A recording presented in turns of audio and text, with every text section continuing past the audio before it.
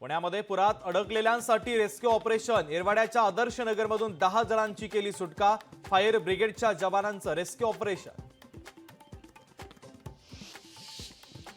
कोयना धरणातून पाणी सोडण्यास सुरुवात। कोयना धरणाचे दरवाजे 1 फूट 6 इंचानं उघडले। नदीकाठच्या गावांना सतर्कतेचा इशारा।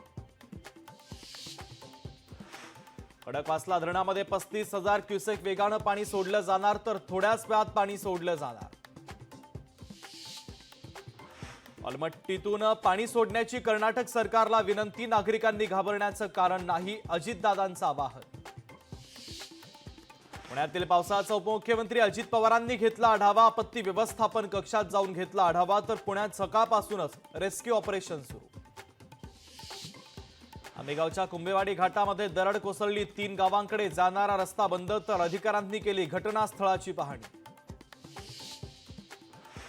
चिखली गावाला पंचगंगेच्या पुराचा वेढा। गावातील 70% लोकांचं स्थलांतर, तर 30% लोकांचं अद्यापही स्थलांतर बाकी। पावसाचा लोकल सेवेवर देखील मोठा परिणाम। जोरदार पावसामुळे मध्य रेल्वे विस्कळीत। आतापर्यंत 60 लोकलच्या गाड्या रद्द। रायगड जिल्ह्यात मुसळधार पाऊस। जोरदार पावसामुळे सावित्री नदीच्या पाणी पातळीमध्ये वाढ, तर रायगड, ठाणे, पालघरमध्ये शाळांना सुट्टी जाहीर। मुंबईतील शाळा आणि महाविद्यालयांना सुट्टी जाहीर। हवामान खात्याच्या इशाऱ्यानंतर मुंबई महापालिकेचा महत्त्वाचा निर्णय।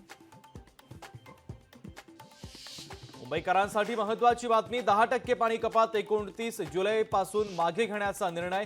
ठाणे शहर, भिवंडी आणि नगरबाह्य विभागातील ग्रामपंचायतींना मोठा दिलासा।